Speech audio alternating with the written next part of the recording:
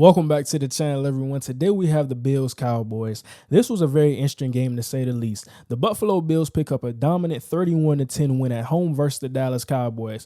I think what we saw was a team keeping their playoff hopes alive. Now, I talked about this same exact thing last week after the Buffalo Bills picked up a win versus the Kansas City Chiefs.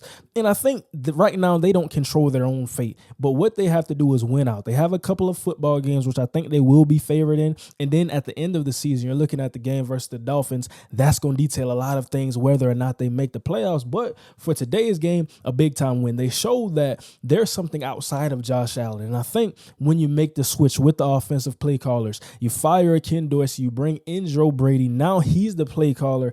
I think that's just huge in seeing a shift. Now, this is not the same type of football team which you probably envisioned early on in the season. This is not just Josh Allen. We running through Josh Allen. This is a team. Josh Allen went 7-15 on the day, 94 yards and had a touchdown. But I think the biggest shift that I'm seeing right now is the revelation of James Cook. 27 touches on the day, 221 yards and 2 touchdowns. This is a guy who we're seeing being used in a receiving game. They're matching him up against linebackers. We saw the corner out early in the first half, and his hands are pure. He's not really one of those body catchers. And I think what I'm seeing is kind of a awkward similarity to his brother. Now, we know James Cook is the brother of Dalvin Cook, and we're seeing some of those same things. Now, you wonder how many times have they practiced that in the backyard? How many times have they practiced that on the football field? But I think it's huge because what we probably would have saw early on, we would have saw with a Ken Dorsey-led offense, okay, we get up on these guys early. Now we're still going to lean into Josh Allen. We're still going to call these quarterback design runs when all you have to do is sometimes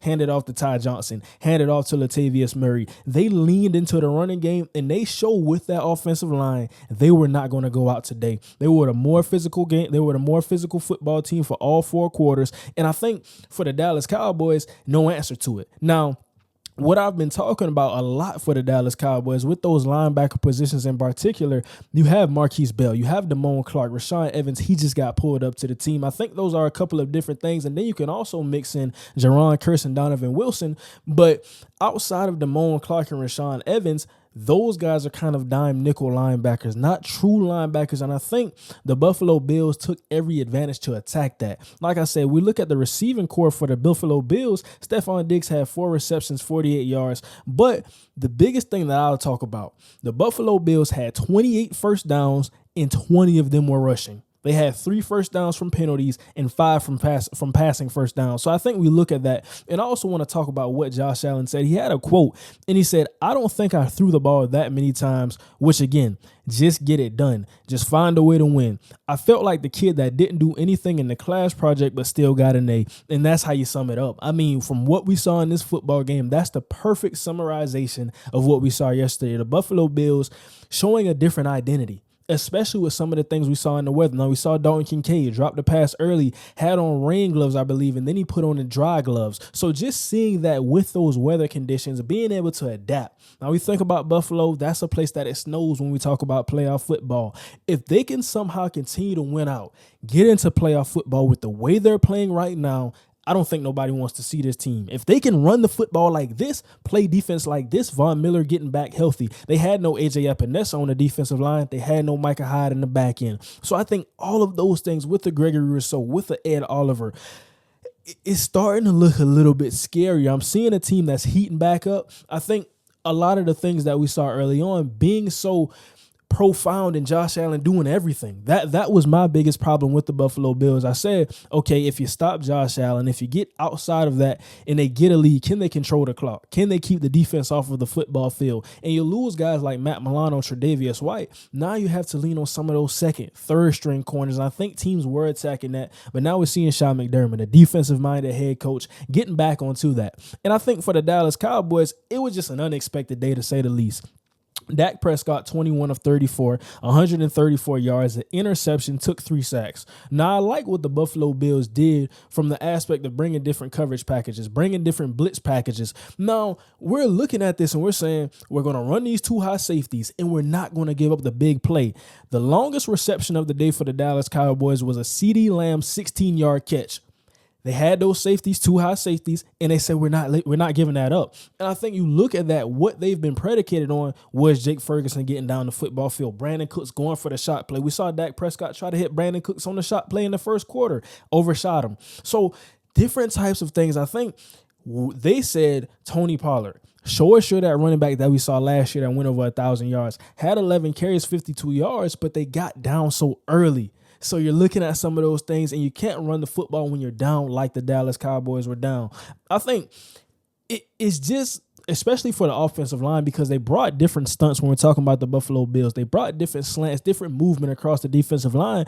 And I think even with Tyron Smith and Tyler Smith, they're lockdown guys on the left side of the offensive line, they were having problems on the day. So when the Buffalo Bills can create advantages for their defensive line from pass rushing situations, now you say, okay, our center, we got Ed Oliver, one of the top 10 defensive tackles in football. We got a Gregory Rousseau on the other side of that, Leonard Floyd, Von Miller. We see these things start to add up and pile up. And I think Terrence Steele, although the Dallas Cowboys have been on fire, he's been struggling. And I think we saw more struggles from him yesterday in the football game. So it's one of those things where more so than any scheme, more so than any play call, anything we talk about. I mean, you can look at it and point to the statistics. When they're at home, they're averaging around 40 points. When they're on the road, they're averaging around 20 points. But I think it's bigger than that.